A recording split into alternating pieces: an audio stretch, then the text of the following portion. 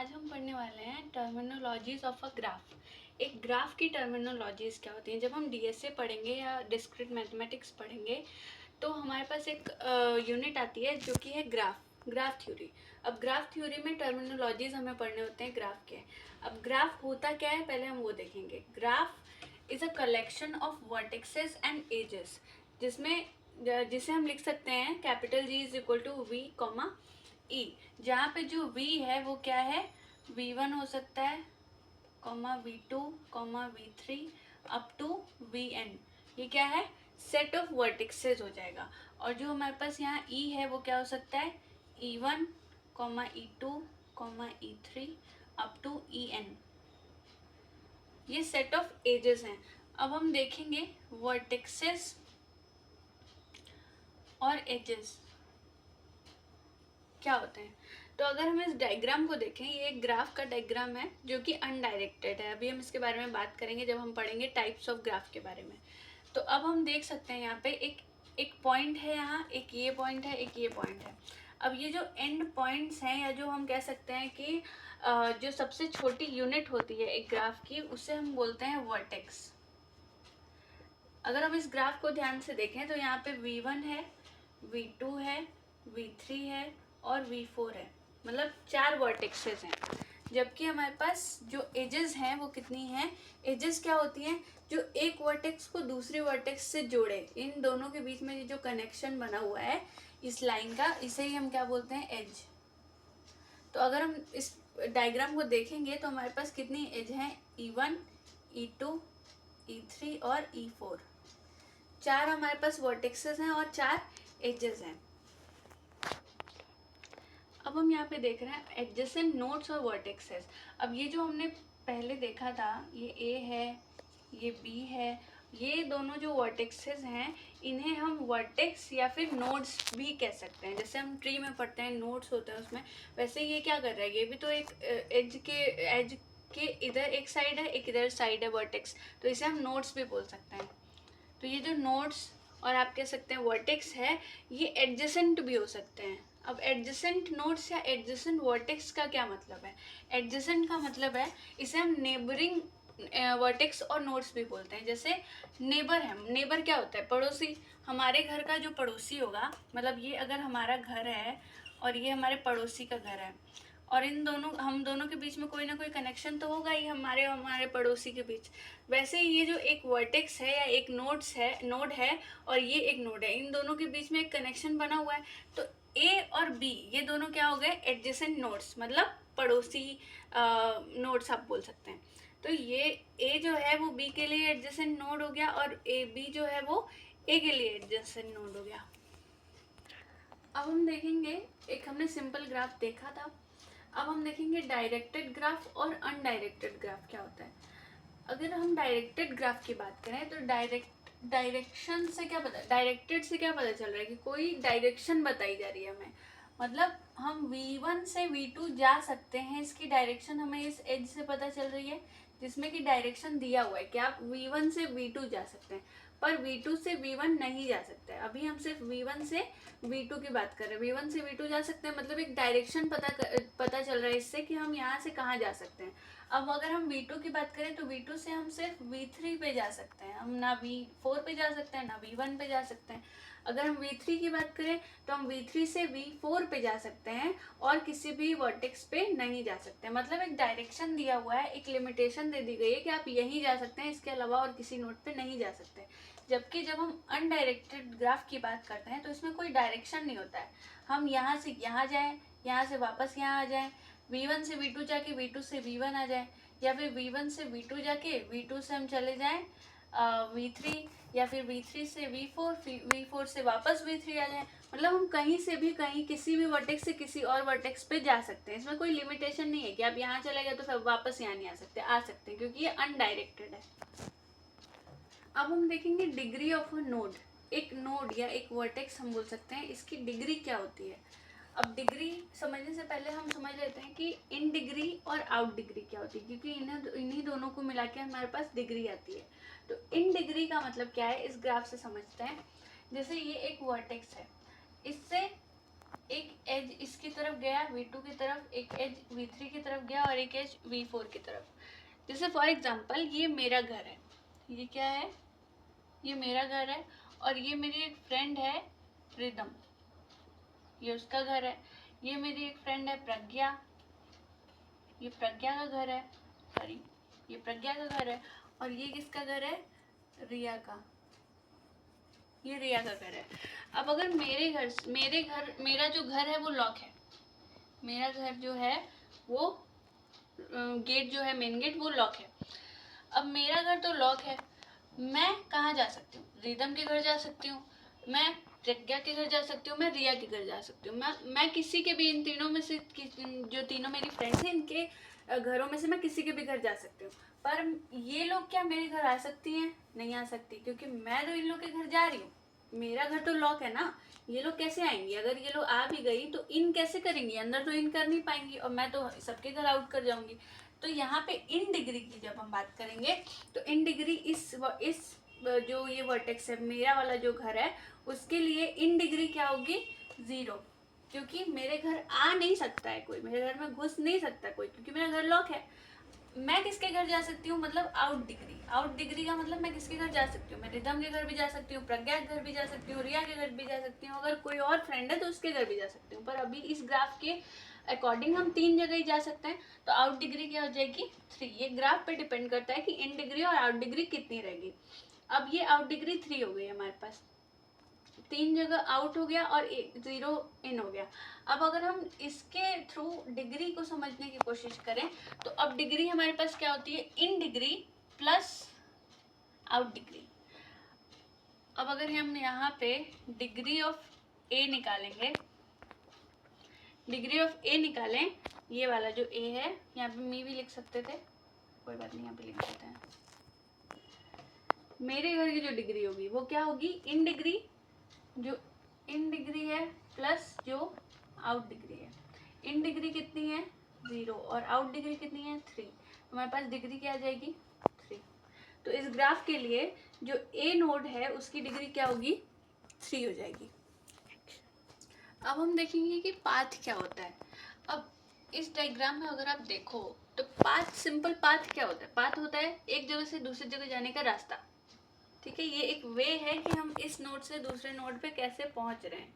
अब वो अलग अलग हो सकता है, जैसे अगर हम इस ग्राफ के लिए देखें तो अगर हम ए से डी पे जाना चाहते हैं, जो V1 है इससे V2 पे जाना चाहते हैं,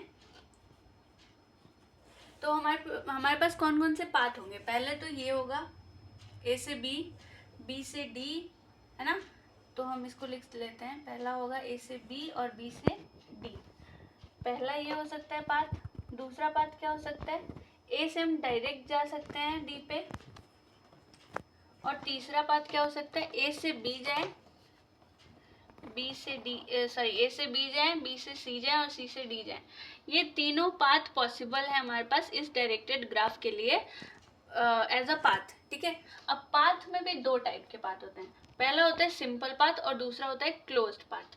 ये जो हमारे पास है ये क्या है, क्लोज पाथ है, क्योंकि यहाँ से हम यहाँ गए, यहाँ से यहाँ गए और यहाँ से यहाँ गए, ये एक तरह से बंद हो गया, क्लोज हो गया, तो ये क्या हो गया, क्लोज पाथ। लेकिन अगर हम ये देखें, अगर यहाँ पे हमारे पास कोई भी एज नहीं है, ये वाला एज है ही नहीं, सिर्फ ये है और ये है, तो ए से बी जाएंगे, बी से सी जाएंगे और सी से डी जाएंगे, सिर्फ एक ही पाथ बचा। ये क्लोज्ड पाथ है, कैसे पता चलेगा, इसका स्टार्टिंग और एंडिंग पॉइंट सेम नहीं होना चाहिए। जैसे कि हम ए से निकल रहे हैं बी पे, बी से निकल रहे हैं सी पे और सी से निकल रहे हैं डी पे, ये पाथ क्या बनेगा, ए से बी, बी से सी और सी से डी। अब इसमें हम दोबारा लौट के ए पे नहीं आ रहे हैं, इसीलिए ये क्या होगा, क्लोज्ड पाथ। अब हम देखेंगे आइसोलेटेड वर्टेक्स क्या होता है। आइसोलेट का मतलब क्या होता है, जैसे कोरोना में क्या होता था, जो जिससे कोरोना हो जाता था उसे हम आइसोलेट कर देते थे, मतलब अकेला कर देते थे, एक रूम में अकेले बंद कर देते थे। वैसे ही अगर हम इस ग्राफ की बात करें तो ये चारों आइसोलेटेड नहीं है, ये चारों तो कनेक्टेड हैं आपस में, लेकिन ये जो V1 में जा रहा है ये क्या हो गया, आइसोलेटेड। इस ग्राफ से हमने इसे निकाल दिया, बोला कि जाओ तुम अकेले रहो, तुम्हें कोरोना हो गया, तो ये क्या हो गया, ये हो गया हमारे पास आइसोलेटेड वर्टेक्स V1। ये सब कनेक्टेड हैं, इनमें से अगर निकल के ये आ गया, या फिर अगर ये दोनों अलग अलग ग्राफ ही है और ये कनेक्टेड नहीं है इस ग्राफ से, ठीक है, तो इसके बीच में कोई एज नहीं है, ये डिसकनेक्टेड हो गया, तो ये हमारे पास क्या है, आइसोलेटेड वर्टेक्स। दूसरा पॉइंट है पेंडेंट वर्टेक्स। ये एक ऐसा वर्टेक्स होता है, हाँ, और आइसोलेटेड वर्टेक्स की डिग्री हमेशा 0 होती है। डिग्री क्या होगी, आइसोलेटेड सॉरी V1 की डिग्री, यहाँ पे क्योंकि V1 लिया है नाम, V1 की डिग्री 0 हमेशा होगी, क्योंकि डिग्री क्या होती है, एक वर्टेक्स से जितनी एजेस निकली हो। अब इसमें ना तो कोई एज निकली है, ना तो इसमें कोई एज जा रही है, मतलब इन डिग्री और आउट डिग्री दोनों क्या है, 0 है। तो अगर हम इन डिग्री और प्लस आउट डिग्री को जोड़ेंगे तो हमारे पास 0 ही आएगा, तो इसकी डिग्री क्या हो गई, 0 हो गई। अब हम देखेंगे पेंडेंट वर्टेक्स क्या होता है। पेंडेंट वर्टेक्स की अगर हम डिग्री की बात करें तो डिग्री ऑफ V1, तो ये हमेशा 1 होती है। अब कैसे 1 होती है, यहाँ देखिए, ये एक ग्राफ है, ये कनेक्टेड है और ये इससे कनेक्टेड है। जो V1 है हमारे पास, उसकी ये एक डायरेक्शन अगर हम दे दें इसको, तो इसकी जो आउट डिग्री है वो 1 है, इन डिग्री कोई नहीं है, और इसका जो ये है एज है, इसके इन दोनों ग्राफ्स के बीच जो एज है वो 1 है, सिर्फ एक ही है। तो अगर हम इसकी डिग्री निकालें तो in degree plus out degree, in degree क्या है, कोई जा नहीं रहा है इसके घर, तो 0 प्लस आउट डिग्री, ये किसके घर जा रहा है, सिर्फ इसके घर जा रहा है, तो 1। अब हमारे पास इसका आंसर 1 आ गया, और 1 ही क्या होगा, हमारा डिग्री होगा। अब अगर हम देखें कट वर्टेक्स, कट वर्टेक्स क्या होता है, एक ऐसा वर्टेक्स जिसे अगर हम काट दें, यहाँ से हटा दें, तो ये जो दोनों ग्राफ हैं वो डिसकनेक्टेड हो जाए, दोनों आपस में कनेक्टेड ही ना रहे। ये जब तक था तब तक ये दोनों आपस में कनेक्टेड थे, यही जो है हमारे पास क्या है, कट वर्टेक्स है। एक ऐसा वर्टेक्स जिसे हटाने से, जिसे रिमूव करने से दोनों वर्टेक्स के बीच का जो कनेक्शन है वो टूट जाए, दोनों ग्राफ्स डिसकनेक्टेड हो जाए, उसे हम बोलेंगे कट वर्टेक्स। अगर हम बात करें सोर्स की और सिंक की, सोर्स क्या होता है, सोर्स एक ऐसा वर्टेक्स है, एक ग्राफ में एक ऐसा वर्टेक्स है जिसकी आउट डिग्री पॉजिटिव हो और जिसका इन डिग्री 0 हो। जैसे मैंने सबसे पहले जो ग्राफ बनाया था, ये सिंपल ग्राफ मैं इसलिए बना रही हूँ ताकि आप लोगों को कोई कंफ्यूजन ना हो और एक बार में समझ आ जाए, ये दिमाग में बैठ जाता है एक ही ग्राफ बार बार देखने से, राइट। तो अगर ये ग्राफ है, यहाँ से ये जा रहा है, ये जा रहा है, ये जा रहा है, आउट डिग्री 3 हो गई। और अगर हम इन डिग्री देखें इसके लिए, मेरे घर के लिए जो इन डिग्री होगी वो क्या होगी, 0 होगी, क्योंकि कोई भी फ्रेंड मेरे घर नहीं आ पा रही है, क्योंकि मेरा रूम तो लॉक है और मैं सबके घर जा पा रही हूँ, तो मेरा आउट डिग्री पॉजिटिव है मतलब 3 तो पॉजिटिव है ना, तो 3 है, और ये क्या है, आउट डिग्री। और अगर हम इन डिग्री की बात करें तो इन डिग्री क्या है, 0, क्योंकि कोई मेरे घर नहीं आ रहा है, तो इन डिग्री 0 है। जिस भी वर्टेक्स के पास ऐसा होता है उसके साथ कि पॉजिटिव आउट डिग्री तो हो लेकिन इन डिग्री उसकी 0 है, जैसे इस केस में है कि इन डिग्री कुछ नहीं है, आउट डिग्री 3 है, पॉजिटिव 3 है, राइट। तो इससे हम कहेंगे सोर्स, ठीक है, इस वर्टेक्स को। अब अगर हम देखें सिंक क्या होता है, एक ऐसा वर्टेक्स जिसका इन डिग्री पॉजिटिव हो और आउट डिग्री 0 हो। जैसे अगर हम यहाँ एक ग्राफ बनाएं, ये एक ग्राफ है,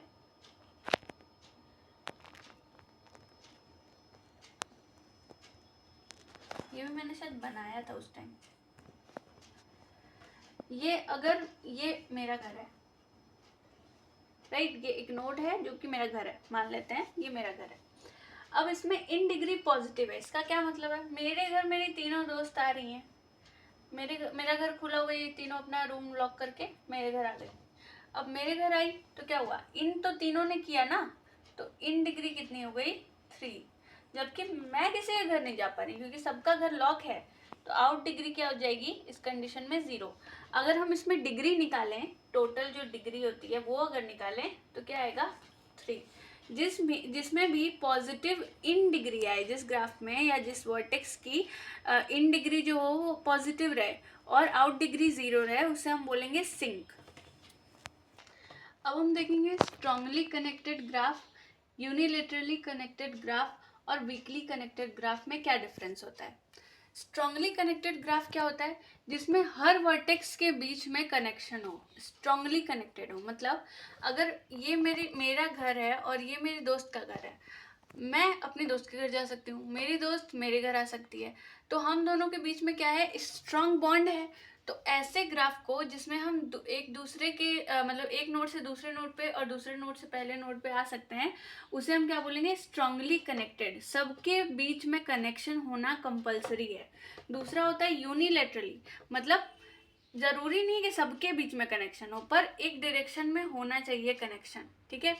अब यहाँ से जैसे यहाँ गया, यहाँ से यहाँ आया और यहाँ से यहाँ, यहाँ से यहाँ, मतलब सबके बीच में कनेक्शन है। ज़रूरी नहीं है कि इसका भी इससे कनेक्शन हो, V1 का V2 से हो, V2 का V1 से हो, ये ज़रूरी नहीं है, पर V2 से V1 से V2 में होना चाहिए। अगर हम देखेंगे वीकली कनेक्टेड ग्राफ क्या होता है? एक जो नोड है हमारे पास, ये V1 वर्टेक्स है और ये V2 वर्टेक्स है। V1 वर्टेक्स से V2 वर्टेक्स पे हम जा रहे हैं, फिर V3 वर्टेक्स से V2 पे जा रहे हैं। इसमें इर्रिस्पेक्टिव ऑफ डायरेक्शन हम चलते हैं। इसमें डायरेक्शन से कोई मतलब नहीं, हम इधर जा रहे हैं, इधर जा रहे हैं, इधर जा रहे हैं, पहले कहाँ जा रहे हैं कोई फर्क नहीं पड़ता, पर कनेक्शन होना चाहिए। ओके, अब हम देखेंगे सिंपल ग्राफ और मल्टी ग्राफ में क्या डिफरेंस होता है। जो सिंपल ग्राफ होता है वो क्या है? सिंपली कनेक्टेड होता है। इसमें ना ही कोई सेल्फ लूप होता है और ना ही कोई मल्टीपल एजेस होते हैं, जिनके बारे में हम पहले पढ़ चुके हैं। फिर भी एक बार रिवाइज कर लेते हैं। सेल्फ लूप क्या होता है? जिसका स्टार्टिंग और एंडिंग पॉइंट सेम हो। इसे यहाँ से हटा देते हैं क्योंकि इसका सिंपल ग्राफ में तो कोई काम नहीं है। मल्टीपल एजेस क्या होते हैं? मल्टी एजेस क्या होते हैं या पैरेलल एजेस क्या होते हैं? जिनका स्टार्टिंग और एंडिंग पॉइंट सेम हो। ऐसे दो एजेस जिनका स्टार्टिंग और एंडिंग पॉइंट सेम हो, उन्हें हम बोलेंगे मल्टीपल एजेस। ये दो से ज़्यादा भी हो सकते हैं, ठीक है। तो अगर हम इसे हटा दें और इस सेल्फ लूप को हटा दें, अब ये हमारा क्या हो गया? सिंपल ग्राफ, जिसमें कोई सेल्फ लूप, कोई मल्टी एजेस ना हो। जबकि जो ये मल्टी ग्राफ होता है हमारे पास, मल्टी ग्राफ की प्रॉपर्टी क्या होती है? एक ऐसा कनेक्टेड ग्राफ जिसमें सेल्फ लूप भी हो और मल्टीपल एज भी हो, ठीक है। यहाँ पे हमारे पास पैरेलल एज भी है और हमारे पास सेल्फ लूप भी है, तब हम इसे बोलेंगे मल्टी ग्राफ। सिंपल ग्राफ क्या है? जिसमें ना हो सेल्फ लूप और पैरेलल एज। और मल्टी ग्राफ क्या है? जिसमें पैरेलल एज और सेल्फ लूप हो।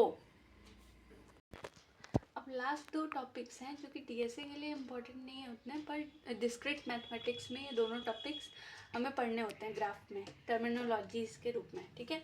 तो पहला होता है ट्रेल, दूसरा होता है सर्किट। ट्रेल क्या है? एक ओपन वॉक है। ओपन वॉक का मतलब सिर्फ इतना होता है जिसका स्टार्टिंग और एंडिंग पॉइंट सेम ना हो, और ये ट्रेल है। ट्रेल का मतलब एक ऐसा ओपन वॉक जिसपे हम इस यहाँ से अगर हम वॉक करना स्टार्ट कर रहे हैं, मतलब ट्रेवर्स करना, जो भी आप बोलो, यहाँ से अगर वॉक करना स्टार्ट कर रहे हैं, यहाँ पे आ रहे हैं, तो कोई भी एज रिपीट नहीं होना चाहिए। वर्टेक्स रिपीट हो सकता है पर एज रिपीट नहीं होना चाहिए। जबकि हम अगर सर्किट की बात करें तो ये क्या है? क्लोज्ड वॉक है, मतलब इसका स्टार्टिंग और एंडिंग दोनों सेम होना चाहिए। सेम होगा तभी ये हमारा क्लोज्ड वॉक है या फिर सर्किट है। सर्किट का मतलब क्या होता है? सर्किट का मतलब होता है सब कनेक्टेड हो आपस में, फर्स्ट वाला जो हो स्टार्ट करे और लास्ट में उसी फर्स्ट वाले पे हम आके रुक जाए, स्टार्टिंग और एंडिंग पॉइंट सेम हो। इसमें भी वही कंडीशन है कि एज रिपीट नहीं होना चाहिए। वर्टेक्स रिपीट हो सकता है एक बार, क्योंकि ये हो रहा है ना, लेकिन एज रिपीट नहीं हो सकता है, ठीक है। तो आप लोग इसे नोट कर सकते हैं जितना भी मैंने अभी तक आपको बताया है, और आप कमेंट कर सकते हैं अगर कोई भी टर्मिनोलॉजी मुझसे छूटी हो, और बताइए कि आप लोगों को कैसे लगा ये video. Thank you so much, and please subscribe my channel and like it if you liked my video। और अगर आप चाहते हैं कि मैं DSA या मैथमेटिक्स के किसी भी टॉपिक पे एक और वीडियो बनाऊं या वीडियोस बनाऊं, तो आप मुझे कमेंट करके प्लीज़ बताइएगा। और मैं यूट्यूब पे या फिर टेलीग्राम पे आपको लिंक दे दूँगी। आप SAD, DSA, डिस्क्रीट मैथमेटिक्स या C++ के नोट्स भी वहाँ से एक्सेस कर सकते हैं।